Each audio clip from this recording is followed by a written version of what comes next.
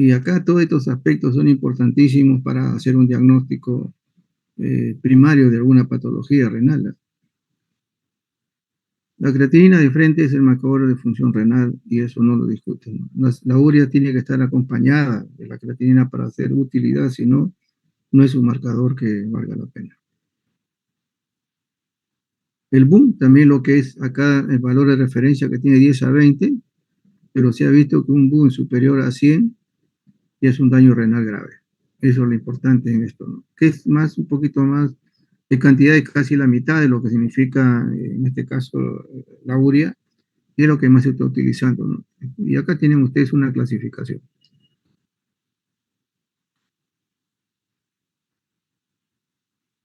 La cistatina C, útil, se utiliza mucho en ancianos, en niños, en una cierta razón, ¿no? Porque acá se puede calcular, no como la creatinina, ¿no? Ya todo lo que son eh, las valoraciones de tipo funcional en pacientes diabéticos, ¿no? Es un excelente marcador renal, definitivamente se conoce. Es un marcador endógeno de la tasa de filtración glomerular. En este caso, recuerden que tiene la cirrosis y después el trasplante hepático y detecta la nefropatía temprana en diabéticos. Por eso que se habla ahí, mejor ese estudio como función renal en ancianos, niños y diabéticos. La microglobulina 2 es una cosa interesante. Todo lo que está, lo que dicen que es un marcador tumoral, pero para el riñón es la función tubular. Eso es importante. Entonces, acá sí se observa, ¿no? Que el compromiso de este elemento, ¿no? Inmunológico definitivamente va a significar que hay un daño tubular, ¿no? Si hay compresión de concentración, etcétera, en la orina, vigilando esto, si hay inclusive hasta problemas de necrosis tubular, la beta de estar aumentada, ¿no? Entonces, esto es importante. La interleuquina 18 está hablando que es un mediador de la eh, lesión renal aguda, isquémica, es de detención temprana, precoz, en orina y en plasma. Aparece de 6 a 24, años, a 24 horas cuando haya un daño renal, una lesión renal. Ya tenemos entonces ahí tanto la beta, ¿no es cierto?, que es la cistatina, que son ahora más en boga, se utiliza mucho, interleuquina 18, que también está entrando a esa boga de poder manejarlo. Y acá tenemos también la otra, ¿no? Que ahorita todavía estamos, aunque ya hay, ¿no?, un caso que se está utilizando, pero muy poco, es un indicador también de alteración precoz de la filtración glomerular, aumenta síntesis y se eleva en el suelo. Entonces, el aumento de esto nos está indicando pues que hay un problema a nivel glomerular. El Kim1 ya se está utilizando, tiene que ver también que con algún problema, porque acá se origina, ¿no?, principalmente en todo eso en la célula de túbulo proximal. Se está utilizando en la actualidad. Aparece en sanos también, pero en menos cantidad, ¿no? Pero esto de acá está hablando también de lesión renal. El NICAL, que también es otra de las cosas, está hablando del daño renal, también a nivel del epitelio tubular, aumenta, sobre todo en la rama ascendente y el ACG Henle, igual que acá son ya más específicos de estas lesiones a nivel tubular. Y lógicamente acá eh, no es solamente utilizarlo, ¿no? Hay que utilizar las otras también bioquímica para poder tener una acción mucho más general. Es el marcador precoz de daño renal, aumenta a las 2 horas en sangre y precede 24 horas al aumento de creatinina, por eso que se está usando. Hay muchas, tanto la urea como creatinina y algunos otros componentes van a tener que dejarlo de segundo lado, porque ahora ya hay parte química que está manejándose mucho mejor en mucho más, en menos tiempo, ¿no?, de la lesión. La inulina mide la filtración glomerular, no se metaboliza y se filtra completamente. Se utiliza más en la depuración de neonatos, prematuros y también a término para proporcionar datos sobre la confiabilidad de en este caso como marcador, más que las otras, ¿no?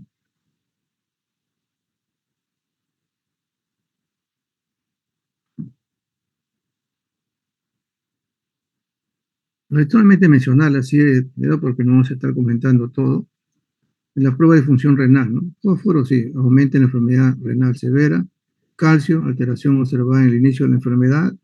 Electrolitos también, y esto hay alteración en lo que significa ácido base. Proteína, acá. La proteína es importante porque acá, si uno detecta, siempre les mencionó, en la cinta veo proteínas, eso solamente me está dando un esbozo de proteínas. ¿Qué debo hacer? Una proteinuria 24 horas, en orina 24 horas. Eso me va a indicar a mí los síndromes nefrótico y nefrítico. Entonces, yo no me quedo solamente con la identificación de proteínas en cinta de orina, sino hay que hacerle proteínas en orina de 24 horas. Eso es lo que va a ser el diagnóstico. Y acá en orina no vamos a encontrar, ojo, en la orina, si que estamos usando proteínas también igual, no vamos a encontrar nosotros, si fuera en orina, ¿no es cierto? No vamos a encontrar nosotros en las proteínas de benzodioma. Eso se hace por electroforesis. Test de concentración y dilución.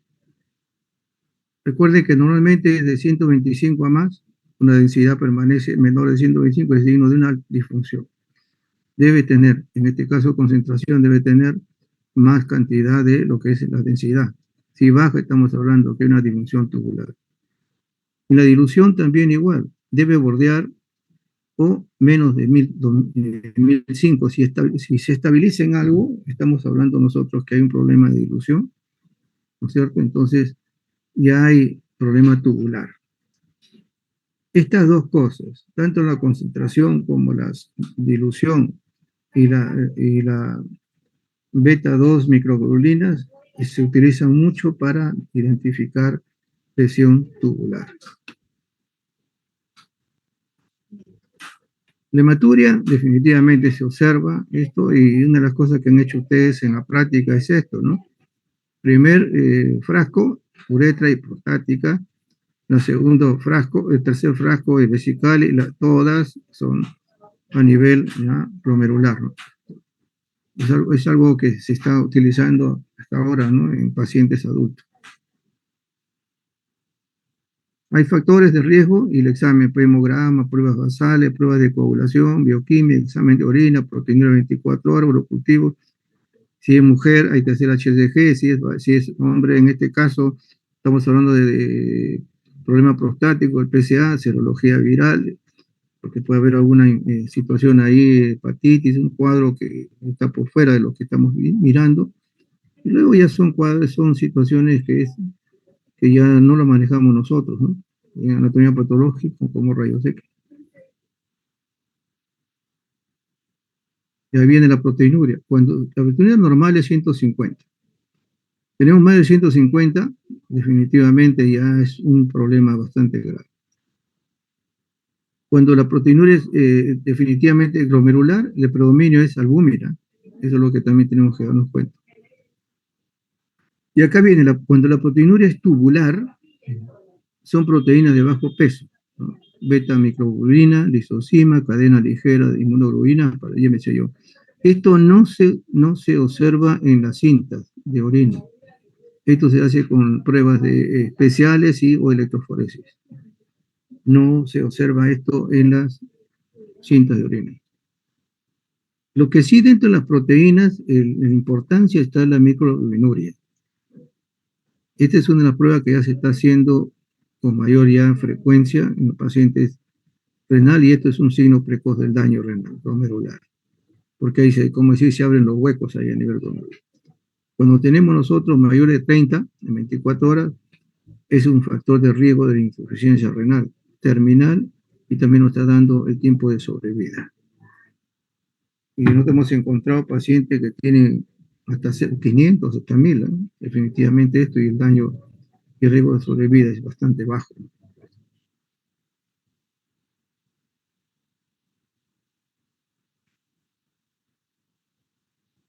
Lo que hemos mencionado acá de las proteínas, lo importante es proteinuria de orina 24 horas. Confirma el diagnóstico, la microalbuminuria y la beta-2 microglobulina. Entonces, eso es importante también porque provocan daño a nivel. Y ya sabemos que también cuando hay problemas de AINE también hay perjuicios, ¿no? Como un nefrotóxico. Clínicamente, aparición de cantidad significativa de proteinuria, primer signo de enfermedad renal.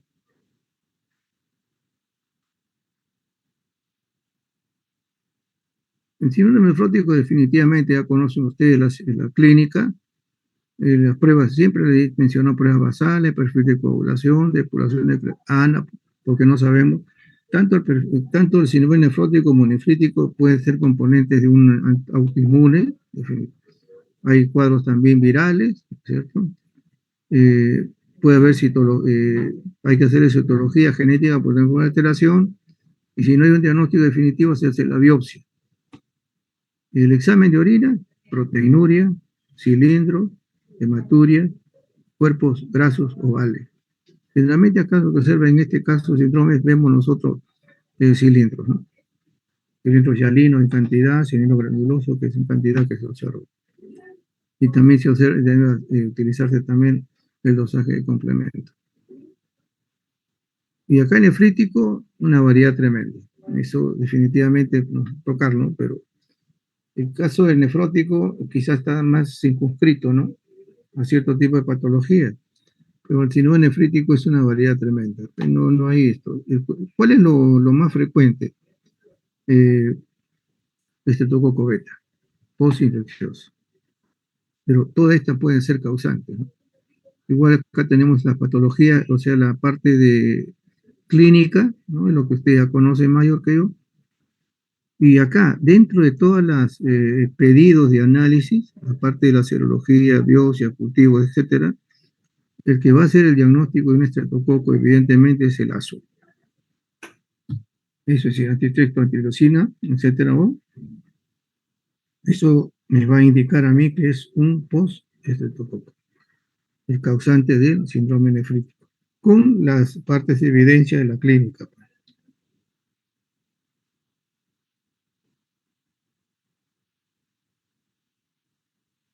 Dice insuficiencia renal aguda, crónica, cambia, ¿no? Hay una lesión renal aguda o un fracaso renal agudo, y hay muchas partes clínicas. Acá sí es no diría una dificultad, pero sí hay bastantes cosas, ¿no? En la parte de la izquierda, todas las cosas que pueden haber. Acá he tratado de resumirlo, ¿no? Orina de 24 horas, examen de orina simple, el sodio urinario, urea creatinina, osmolaridad, que también se utiliza para el daño tubular, por si acaso. Gasometría y electrolitos, autoinmunidad, porque acá tenemos que ver que haya ácido base, la autoinmunidad, ¿no? Hemos visto la serología igual, proteína de benzoión, mieloma, TIM1, leucemia 18, prueba de función renal propiamente y la imagenología.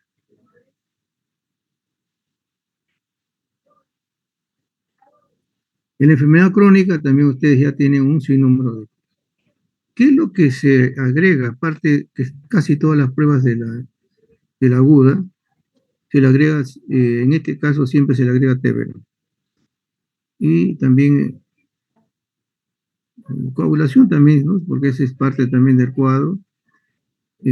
Hay que ver eso, basales, hipercalemia, acidosis, hipocalcemia, etcétera, hiperfosfatemia, o sea, calcio, fósforo, ácido base que tenemos que darnos cuenta, y también se agrega el tébeno. Generalmente los médicos, allá en nefrólogo, aparte de todas las pruebas, cuando es crónico le piden eso porque hay sangrado a nivel digestivo, ¿no? Entonces le piden tébeno a la paciente.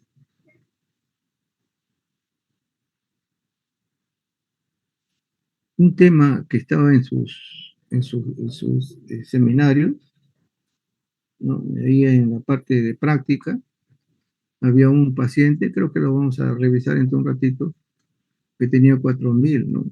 Volumen. Se conoce que esto es como una hiperfiltración glomerular. Y esta hiperfiltración, que lo vamos a ver en un ratito, es una muestra de la progresión de la enfermedad.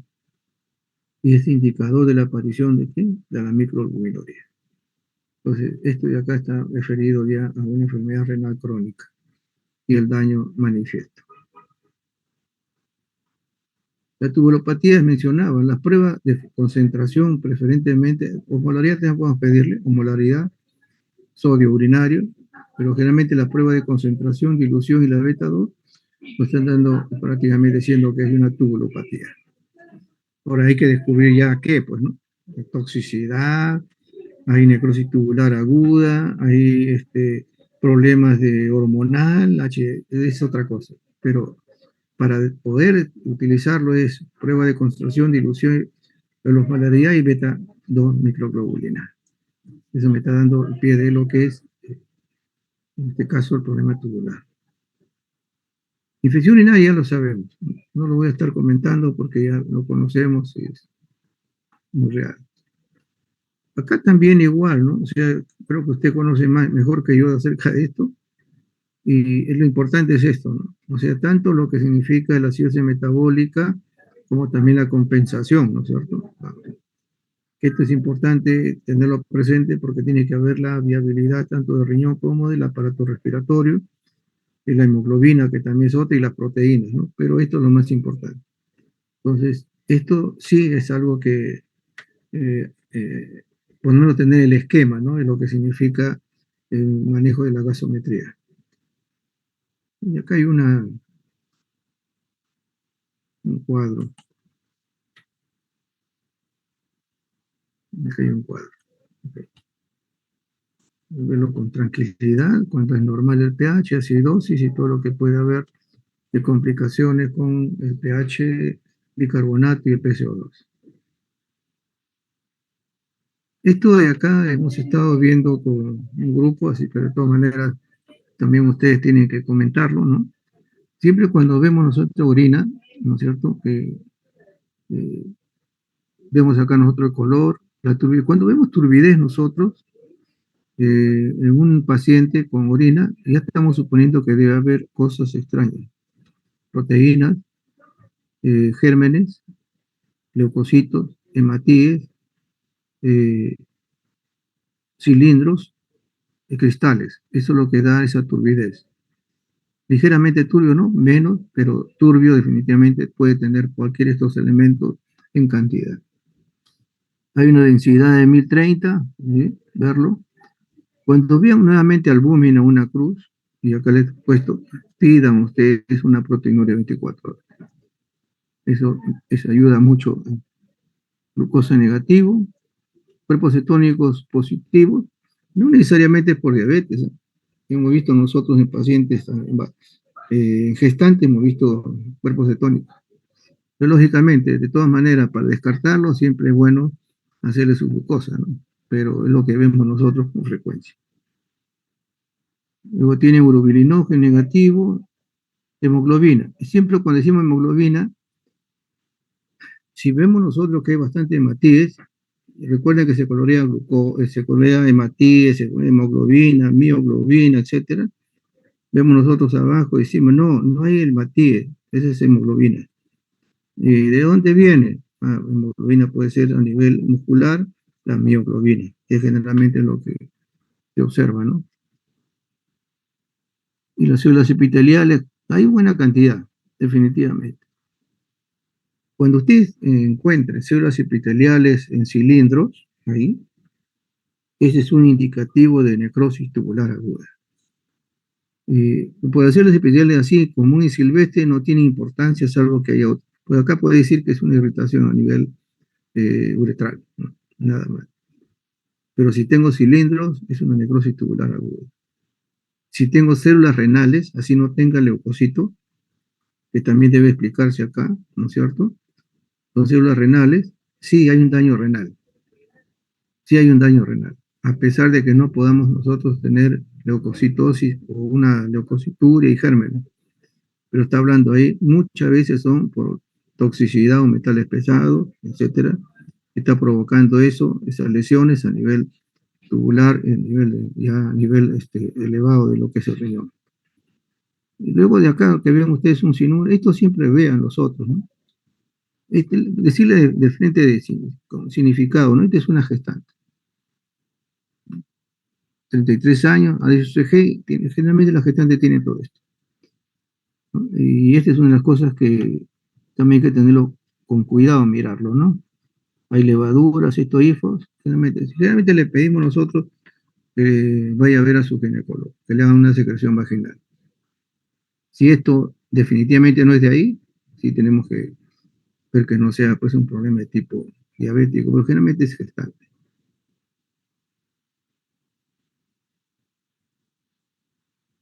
Acá solamente mencionar lo que antes le dije, ¿no? 4.000 de volumen. Volumen aumentado. Generalmente tenemos que ver acá, porque no voy a estar comentando todo, ¿no? Pero es una hiperfiltración. Puede ser el uso de diuréticos, una diabetes insípida, una gestante. Entonces, podemos observar eso. Entonces, eh, pero ¿qué es lo interesante de todo esto, no? Que este es un aviso a la aparición de la microalbuminuria, la hiperfiltración. Lógicamente acá hay que hacerle como están colocando ahí, ¿no? Depuración de creatinina, que también todo está bien, ¿no? Y si ustedes ven acá, la creatinina está dentro de los límites normales. Pero la hiperfiltración sí me está indicando que pues, ya se va a desencadenar ese problema de lesión a nivel glomerular y va a desprender, y va a salir ahí la microalbuminuria. Eso ya es un daño grave. Acá solamente para mostrarle algo que yo les di a los alumnos, ¿no? Acá tiene CKMB, está elevada, troponina, y a veces un poquito de temor, dice, tiene un infarto, sí, tiene un infarto. Algunos médicos, cardiólogos dicen, si tienes 10, que sea 140, ya es un infarto. Y acá hay una cosa interesante, ¿no? Mioglobina también está elevada, y hay péptido también está elevadísimo. La pregunta era, ¿no? Eh, la insuficiencia ha dado la infarto, el infarto ha dado la insuficiencia. Pero la cantidad como está, parece que más ha sido el problema del infarto que ha ocasionado eso, ¿no? Pero ya eso es algo que uno tiene que estudiarlo, ¿no? Pero es bien simpático, ¿no? Hay un IMA también con un problema de insuficiencia cardíaca. Y miren una de las cosas que acá en la hematología, que ustedes ya hemos revisado hace poco, ¿no? Téngale presente la constante corpuscular. Si acá uno le dijera qué marca las anemias, aparte de la hemoglobina, hematocrito, etcétera, son las constantes, ¿no? Esto me va a ayudar a nosotros que es uniformidad de hacer una anemia, hay hipocromía, hay nefrocitosis, hay hipoperocitosis, hay macroplaqueta, etcétera. Entonces, todo esto de acá me está dando pie a qué tipo de anemia puedo tener. Entonces, megaloblástica, microcitos, sarropénica, etcétera, ¿no? Y la mayoría son mixtas, en caso de las gestantes son mixtas también. Y vemos nosotros acá, ¿no? Hemos visto en láminas, ustedes saben, que son las macroplaquetas.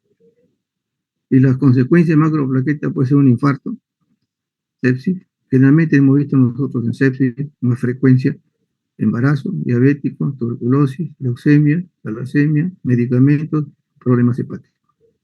Lo que más hemos visto esto ha sido en cuadros sépticos, infección. Para que no se olviden, ¿no? Acerca de lo que es el desarrollo también de la neuropoiesis. Y este es algo que sí les comentaba, ¿no? Bueno, yo lo veo muy pequeño. Voy a tratar de verlo con mis lentes de aumento. Ni bueno, no lentes de aumento. Por ejemplo, acá, un ratito. Les voy a llamar a mi técnica.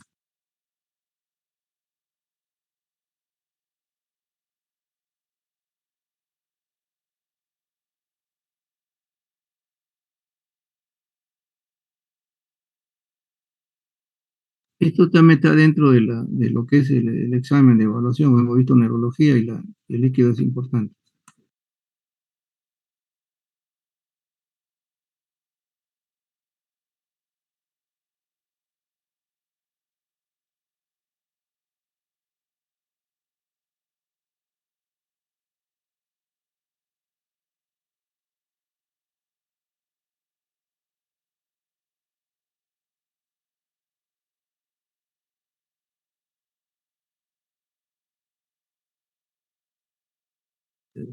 Ok.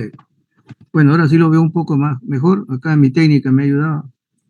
Ustedes ven ahí la primera, eh, dice recuento celular, intracélulas mononucleares, ¿ah? Ok, 70%. Yo ya estoy pensando en algo de proteínas, subida, glucosas bajas. En el gran no se observan gérmenes. Esa es una, ese es, ¿cómo se llama? Una despistaje, ¿no? Si el gran yo lo tengo negativo, es que no es coco, ni vacilo, ni nada por el estilo, pues. Entonces, ¿qué puede ser? Lactato tanto y pH, etcétera. Entonces, ¿qué puede ser esta patología que veo ahí?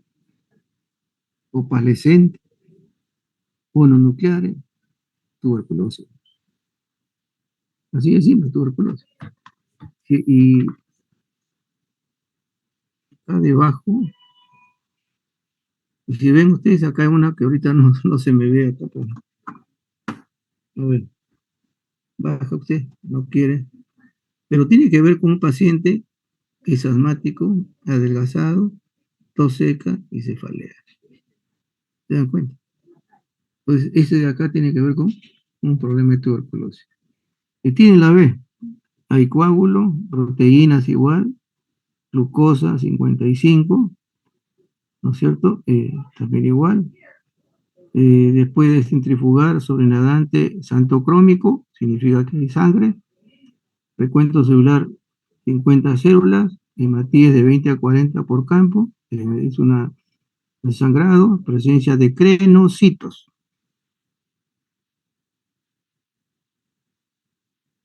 ¿En qué caso se puede dar esto? En un paciente de 50 años con cefalea antecedente de síndrome metabólico. Una hemorragia hacia nivel, ¿no es cierto? Y que provoca este tipo de manifestación en el hígado cefalorraquídeo. Recuerden, los crenocitos son prácticamente para los médicos, ¿no? Clínicos, es su diagnóstico. Luego tienes arriba, mire, clarito, ¿no? Glucosa 47, proteína igual están bastante aumentados, recuento celular 50 células mononucleares, 50% ya eosinofilia. Y les mencioné antes, un líquido cefalorraquídeo de ese tipo, y lógicamente el gran no se observan gérmenes porque no se va a colorear, pues. Ese es un paciente, ¿dónde está? A ver.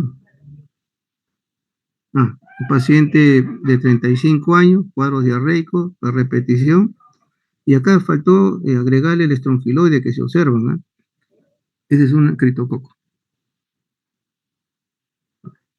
Y luego tiene la otra que ya es más conocida, ¿no? Hay coágulo, glucosa igual, baja, proteínas altas, recuento celular bastante alto, 500 células, polimorfonucleares, lactato, todo eso, ¿no? ¿Qué es ese? El niño de 5 años, cefalea. ¿Por qué? Por la frecuencia. Y es una de las cosas que tienen que, porque estos son cuadros que van a verlo las tres, tanto lo que llaman tuberculosis, la hemorragia en este caso, ¿no? La meningitis bacteriana, lo que es más frecuente. Lo de arriba, si tengo un paciente con compromiso inmunosuprimido, ¿no? Inmunocompetente. Y esto es algo que vemos en la práctica, ¿no? Solamente mencionar. ¿Qué pasa si yo quiero determinar un paciente, ¿no? Que va a entrar en un infarto, ¿no? ¿Ok? Generalmente sospecha si un paciente es diabético, es obeso o hipertenso. En las dos primeras, que todavía se está formando, ¿no es cierto?, el ateroma, perfil lipídico, hemograma. Cuando ya está con una formación evidente, el PCR, hay obstrucción en el pasaje, isquemia, qué sé yo, tantas cosas. Entonces hay biomarcadores, si quiero ver la extensión de deshidrogenasa láctica, un hemograma y péptico natriurético. Es para evaluarlo. Eso se está pidiendo. Inclusive algunos piden en la anterior, ¿no? El péptido natriurético como una especie de predictor. Pero podemos dejarlo ahí, ¿no? La primera parte, perfil lipídico, el hemograma, puede agregarse cuando ya está la evidencia del este aroma, que definitivamente hay la parte de lesión se va a ver, una PCR, ahí inclusive puede haber, inclusive hasta después, interleuquina, pero dejémoslo de ahí. Acá ya en la evidencia del infarto, biomarcador y hemograma. ¡Pum! Lo más frecuente. En el reinfarto, mioglobina y CKMB. Y en el control posterior, es una de las cosas que también a veces nosotros nos olvidamos, y esto lo hacen los cardiólogos, yo no se lo digo yo, ¿no? ¿Qué le piden? Perfil lipídico, hemograma y un EKG. Pues eso es lo que se estila dentro de lo que significa en estos procesos, ¿no? De lo que es arteriosclerosis y los problemas de enfermedades cardiovasculares. Ok. Como le dije, este era un paseo. Espero que las cosas, por lo menos aclaren un poco más, no confundirlo. Y dos consejos, ¿no? Lean bien las preguntas. Le hice más o menos un esbozo a mis alumnos, le decía, por decirle, ¿no?